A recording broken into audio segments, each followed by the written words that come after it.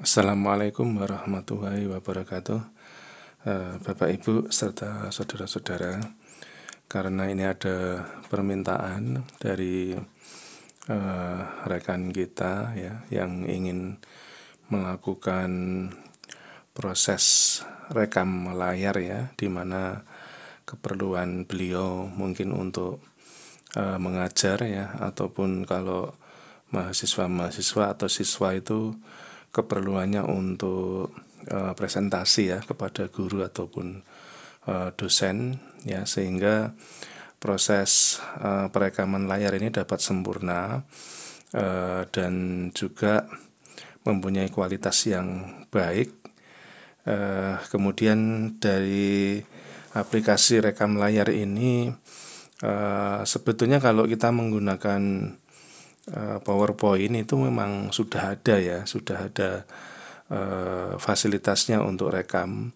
Tapi rekam tersebut hanya terjadi di PowerPoint itu sendiri. Jadi kalau kita ingin memakai multi layar ya, atau banyak yang kita buka, misalnya selain buka PowerPoint juga mungkin buka MS Word, juga mungkin buka Excel, mungkin juga buka program aplikasi-aplikasi statistik, atau bahkan ke web ya, misalnya ke buka web itu, nanti dia jadi terbatas ya kalau menggunakan fasilitas yang ada di PowerPoint bernarasi ya. Nah, kalau PowerPoint bernarasi kan tentu saja Bapak Ibu sudah bisa ya, di sini kan ada insert, kemudian memilih audio ya, kemudian pilih record audio, terus kita siap-siap untuk merekam ya. Dan rekaman itu bisa satu lembar satu suara ya, satu lembar satu suara, terus nanti bikin lagi halaman kedua, halaman ketiga, dan berikutnya. Nanti kalau sudah lengkap semua ya, itu bisa di hide ya, tanda audionya yang gambar speaker ini ya, nanti kan ada di sini, itu bisa di hide supaya tidak muncul ya. Nah, setelah direkam semua dalam tiap satu ini satu rekaman ya, terus nanti transitionnya juga diatur ya. Transitionnya juga diatur nanti, baik bentuknya maupun perubahannya. Terus nanti dibikin video ya, supaya nanti bisa jalan sendiri PowerPoint itu ya. Terus filenya dilampirkan di mana Bapak Ibu atau saudara ingin menempatkan file itu. Nah, kalau sudah selesai kan terus diekspor ini, diekspor, kemudian create a video ini ya. Nah, create a video ini nanti bentuknya apa nanti ya. Nah, sebentar, ini file, kemudian export ya. Create a video ini. Nah, ini create a video yang tadi ke Blasok ya. Terlanjur tadi. Biasanya ke PDF ya, karena PDF itu bisa juga dilampirkan untuk bahan ajar ya, ataupun bahan untuk disimak dalam presentasi itu. Nah, ini settingnya sudah benar ya, yang 1920 kali 1080 ini adalah yang terbaik ya. Kalau video-video saya yang lama kan, karena monitor saya ternyata monitor besar tapi monitor yang jadul ya, jadi jangan sampai Anda salah pilih juga, jangan sampai square ya. Kalau square nanti hasilnya kayak video-video saya yang lama itu. Nah, itu terus create video nanti. Nah, nanti jadi file PowerPoint bernarasi. Ya, nanti kreasinya Bapak Ibu Saudara bisa pelajari sendiri, tapi intinya perintahnya itu. Nah, kenapa tidak puas menggunakan ini saja ya? Ya, sebetulnya PowerPoint itu menyediakan teknik perekaman yang lain ya, tapi saya sendiri belum mencoba seberapa efektifnya. Yang jelas PowerPoint ini memang bukan software untuk rekaman ya. Jadi meskipun ada menunya, pasti menunya terbatas ya. Kalaupun ada screenshot ya, bukan screenshot ya, rekam layar ya, itu pasti menunya sederhana, karena memang PowerPoint ini file untuk presentasi, bukan untuk recording ya. Nah, untuk itu akan saya perkenalkan satu file recording yang cukup maksud saya sederhana ya, sederhana untuk penggunaan awal ya, cuma memang perlu setting-setting sedikit ya supaya hasilnya baik. Nah, software itu kita sebut dengan OBS project ya. Nah, di sini kita cari aja di Google, jadi Bapak Ibu bisa menginstal sendirinya, menginstal sendiri di rumah ya.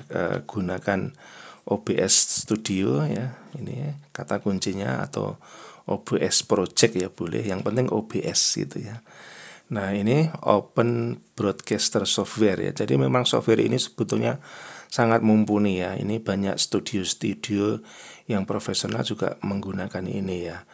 Jadi kalau dioptimalkan ini bisa, tapi dipakai dengan yang sederhana pun oke-oke aja. Nah, ini kita buka aja, lalu Bapak Ibu Saudara install ya.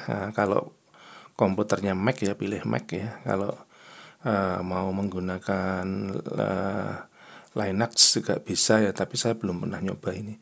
Ini juga saya belum pernah karena nggak punya komputernya ya, komputernya mahal. Nah, ini misalnya ini ya Windows ini ya, tempat saya sudah ada, jadi nanti tidak perlu saya praktekkan secara penuh. Cara penginstalan itu sama aja, next gitu aja toh. Nah, yang penting ini di save file supaya filenya itu tersimpan di komputer Bapak Ibu ya. Ini kita tunggu ya, ini kecepatannya ini ya, coba kita lihat 1,5 megabyte per second ya. Nanti semakin cepat selesai. Dia cuma 70 megabyte ya softwarenya itu. Nah, seperti ini. Ditunggu sebentar.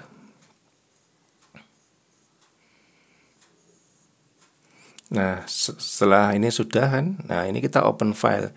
Ini open filenya langsung di location di mana file itu disimpan. Nah, ini ya. Nah, seperti ini.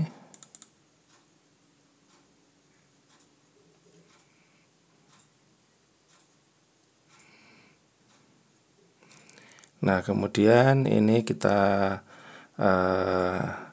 next ya. Nah, ini karena tempat saya sudah saya install ya, tinggal Bapak Ibu tinggal next aja sampai selesai ya. Sampai selesai. Kalau saya tidak perlu menginstal ya, karena saya sudah ya. Nah, kita anggap sudah terinstall, maka tempat Bapak Ibu akan muncul icon ya, yaitu OBS Studio. Kalau tidak ya mungkin dicari di all program di sini ya. Nah, ini jika sudah dipanggil aja. Nah, pekerjaan selanjutnya adalah kita setting ya. Nah, tampilan awalnya gelap seperti ini ya. Yang pertama kita setting dulu yang paling mudah dari sisi kiri dulu ya. Ini plus ya, kita tambahkan skin ya. Tulis aja skin gitu aja. The name is already in use. Kalau sudah ada skin 1 ya nggak apa-apa, ini skenario ya. Terus ini kita tambahkan ya, ini di scan ini kita bikin nama scan 1, lalu kita plus. Kita mau ngerekam apa? Yang pertama kita masukkan mic kita. Nah, mic Bapak Ibu harus bagus ya. Kalau mic di laptop kurang bagus ya, nanti coba-coba dulu mic-nya bagus nggak. Nanti jangan langsung rekaman panjang ya. Dicoba dulu mic-nya, dimasukin disetel sendiri, tampilannya udah sempurna belum, suaranya bagaimana. Kalau suaranya nanti kurang bagus, coba dipakai mic handphone ya. Apalagi kalau handphonenya mungkin Samsung ataupun merek-merek yang lebih bagus-bagus itu kan ada headset yang bagus ya. Coba pakai itu. Kalau udah bagus ya udah pakai itu. Kalau belum ya harus beli mic ya. Kalau saran saya mic yang bagus ya dengan harga yang masih murah itu Boya ya, BOYA. Kalau saya sendiri pakainya Razer Kraken ya. Ini sebetulnya saya nggak beli ya. Anak saya tuh suka main game, terus saya pinjem untuk selamanya ya. Maksudnya anak saya udah nggak suka lagi pakai headset. Nah, ini audio kita oke aja. Nah, ini di sini sudah mulai muncul ya. Kita oke. ya. Tadi ya, ini kita bisa pilih ya. Kalau saya headset mikrofon Razer Kraken 7. Lah nanti Bapak Ibu apa? Terdeteksinya apa? Itu kalau dipasin itu nanti suaranya nggak bengung dan lain sebagainya. Ya, dipasin. Terus satu lagi, kita ingin merekam apa? Kita kan paling cuma mau merekam display capture ya, atau menangkap tampilan begitu kan. Ya, kalau yang lain-lain ini kan enggak, yang ada yang mungkin ada yang film ataupun tampilan-tampilan yang lain. Ya saya kira itu diabaikan aja. Ini kan ada video capture ini untuk main game ya, terus direkam. Karena kita kan nggak akan seperti itu. Ini aja display capture, oke. Dah dua ini. Nah ini menunjukkan sudah aktif ya. Bentuknya kayak cermin, ini di oke dulu. Nah jadi bentuknya seperti cermin seperti ini ya, jangan bingung. Ini udah bener ya. Nah langkah selanjutnya yaitu kita setting, ini penting sekali ya. Untuk pertama kali pemakaian itu harus di setting ya. Nah ini start streaming, ini coba sebentar. Oh enggak ya, ini apa namanya, saya memang settingnya nggak pakai streaming ya. Jadi mohon maaf tadi di depan sendiri, karena saya sudah memasang OBS, maka pada waktu saya menginstal itu dia nggak tanya-tanya ini mau install penuh atau mau diinstal hanya untuk rekaman sederhana gitu ya. Jadi jangan yang full streaming ya. Nah kalau full streaming itu nanti lengkap sekali ya. Misalnya kita ingin menyiapkan satu siaran langsung ataupun kita ingin menyiapkan satu rekaman studio yang lengkap ya, yang ada tampilan awal dan tampilan di streamingnya seperti apa. Itu muncul dua layar nanti. Kita nggak usah yang itu. Ya, jadi pilih yang tidak full atau tidak fasilitas streaming gitu ya. Mohon maaf tadi harusnya di depan-depan tadi. Nah, yang kita set ini kita nggak usah, karena tempat saya memang sudah saya setel tidak untuk streaming ya, yang sederhana. Setting di sini langsung aja ya, di sini langsung. Yang lain-lain ini tidak usah. Start streaming, stop recording, ini kalau ini kan menu ya, menu. Jadi langsung ke setting ini aja. Iya saya ulang ya. Nah, ini kan kalau diulang ini ditutup. Nah ini langsung ke setting ini aja. Kalau exit keluar ya, langsung setting ini aja. Ya, abaikan yang lain. Nah di setting ini akan muncul ada 7 ini ya. Itu kita nggak set semua ya. Yang general ini kita abaikan. Yang stream ini juga kita abaikan ya. Kita nggak akan melakukan streaming. Nah ini output ini yang penting ya. Ini silahkan disetel di video bitrate, kalau belum sama bolehlah sama menggunakan ini ya. Kemudian encodernya pakai ini standar. Terus recording pad ini tempat untuk menyimpan hasil ya. Bapak Ibu bisa arahkan kemana ya. Kalau saya default aja biar di C di video ya. Nanti kalau pengen aman ya dari folder ini kita pindah ke tempat lain kalau udah banyak ya. Nah kemudian recording quality ini kita gunakan high quality tapi yang medium file size ya. Jadi kualitasnya bagus tapi filenya jangan besar-besar ya. Jadi supaya nanti kalau kita unggah atau kita bagikan itu nanti tidak memberatkan ya. Kemudian recording format Bapak Ibu harus rubah ke MP4 karena ini adalah media yang paling luas ya, paling fleksibel, bisa dibuka dimanapun media ya. Nah seperti itu, silahkan di set ya. Kemudian yang selanjutnya adalah, kalau saya kan sudah saya set ya, sudah saya set. Nah, kembali ke setting lagi ya. Terus audio ya, tadi output sudah, ke audio. Nah audio ini boleh diabaikan ya, boleh diabaikan. Ini saya kira tidak ada yang dirubah-rubah, biar aja seperti ini. Video, kalau video ini Bapak Ibu yang paling penting adalah ini ya, kanvasnya ini pilih yang paling bagus ya. Ini 1920 kali 1080 atau aspek rasio 16:9:29. Ini fungsinya agar tampilan Bapak Ibu itu bisa, kalau di YouTube bisa penuh ya. Kalau tempat saya itu kan memang dulu monitornya jelek ya, jadi dia tidak bisa 1920 1080, bahkan bukan HD ya. Nah, kalau yang output scale ini kalau belum sama boleh disamakan, tapi yang penting itu yang kanvas ini ya, yang kanvas ini. Nah, kemudian hotkey itu tombol apa ya istilahnya ya, kalau bisa dibilang tombol panas ya boleh saja ya.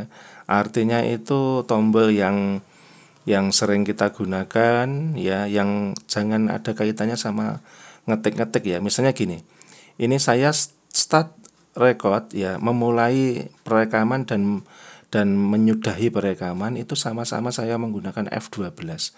Karena F12 ini saya anggap tombol yang jarang digunakan ya. Tetapi kalau mungkin Bapak Ibu di PowerPoint mungkin keluar menu tertentu ya, bikin bingung. Nah, Bapak Ibu bisa boleh F11 ya, atau mungkin tombol apa ya misalnya ya, tombol scroll lock ya, atau mungkin apa ya di keyboard Bapak Ibu. Tapi jangan pakai tombol panah bawah, panah atas, panah kiri, panah kanan ya. Karena nanti kalau Bapak Ibu kelupaan sedang presentasi terus ya, ingin naik atau ingin turun dalam tampilan Word misalnya, malah nanti terhenti ya, kemudian mulai sendiri terhenti lagi, nanti malah berantakan nanti hasilnya. Nah, jadi Bapak Ibu tolong pilih yang tombol yang jarang digunakan dalam semua program ya, sehingga fungsi tombol itu hanya start dan stop pada OBS Studio ini. Nah, kemudian pause ya, pause itu jadi ini hanya 2 tombol sebetulnya, kan ini kembar ya. Kalau Bapak Ibu menekan F12 ya, F12 berarti nanti start ya. Kalau dia posisinya stop, dia start. Nanti kalau sudah mau berhenti ya ditekan tombol stop lagi dengan F12 lagi, dia akan stop. Kalau Bapak Ibu ingin misalnya begini ya, kita menjelaskan sesuatu, terus ada yang belum pasti atau mungkin ada yang kelupaan ya, kita mau mikir atau mencari bahan, kan nggak mungkin kita tinggal sementara videonya berjalan terus, rekamannya berjalan terus, kan nggak mungkin ya. Maka Bapak Ibu tekan F11. Nah, F11 itu nanti dia pause ya, menghentikan sementara. Nah, Bapak Ibu bisa mikir dulu, bisa mengkonsep dulu, bisa mencari bahan dulu, atau mungkin ke belakang dulu, atau makan dulu, ya nggak apa-apa. Minum lah paling tidak ya, kalau sampai makan nanti malah lupa ya, terus ketiduran ya. Nah, nanti kalau mau memulai lagi ya F11 lagi. Nah, nanti akan jadi penghentian itu tidak nampak ya di dalam video itu, seperti kita berhenti akan melakukan sesuatu itu dia tidak nampak ya. Nah, seperti itu. Nah, andaikan pun kalau ada gangguan-gangguan di dalam perekaman ya, misalnya ada apa namanya? Ada kesibukan yang bukan kita lakukan ya, misalnya mungkin ada anak-anak yang sedang bermain kemudian menjatuhkan sesuatu ya, grumbiang gitu ya, sampai masuk ke rekaman, kan bisa jadi ya. Bisa jadi juga mungkin ada pekerjaan dapur yang belum selesai, pancinya jatuh, itu kan mesti masuk itu ya.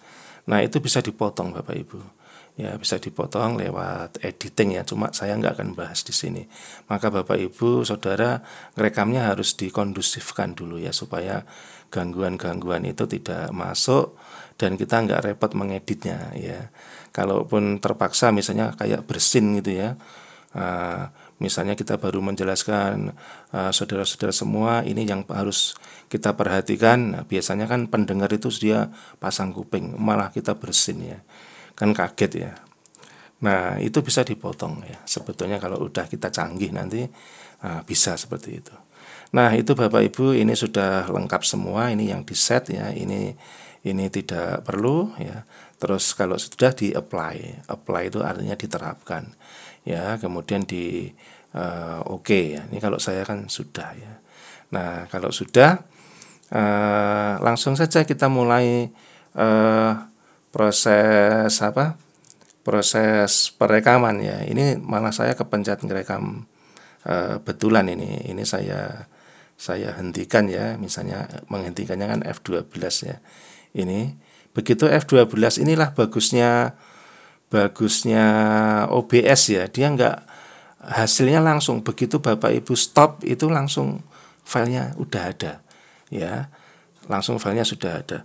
Tapi kalau program yang lain itu harus rendering, itu lama sekali, dan misalnya Camtasia ya, itu renderingnya lama sekali dan harus, tapi enaknya bisa dirubah-rubah ya, bisa dipotong-potong gitu. Bapak Ibu menguasai OBS ini aja dulu, nanti setelah itu bisa belajar ke tingkat yang lebih rumit ya. Nah, filenya ada di sini Bapak Ibu, tinggal aja file show recording ya. Nanti sudah masuk di dalam video. Nah, ini adalah rekaman kita ini ya. Ini rekaman kita, size-nya 19 MB dan 7 menit. Nah, itu tadi saya nggak sengaja mencet F12 beneran terus dia jalan ya. Nah, ini kalau kita putar itu nanti penjelasan saya. Nah,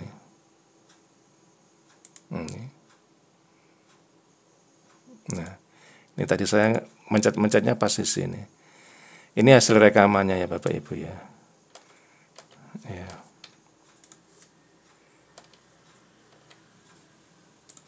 Nah, itu kalau proses merekamnya ini harus di main dulu ya Bapak Ibu. Jadi ini reknya ini kan tidak jalan ya. Reknya ini enggak jalan, berarti siap menerima perintah start ya. Nah, kalau ini kita mau rekamannya di minus dulu. Nah, nanti Bapak Ibu buka PowerPoint misalkan, terus di posisinya dibeginikan. Ya, nah posisinya dibeginikan. Lalu nanti klik aja F12 ya. Klik aja F12, misalnya ini saya klik F12 ya. Dia nggak ada komentar apa-apa. Itu jeleknya di OBS begitu. Startnya itu nggak terasa. Maka kalau kita kita harus yakin kalau itu sudah berjalan ya. Kalau nanti ternyata belum berjalan ya kita harus mengulang. Tapi kan sayang banget ya.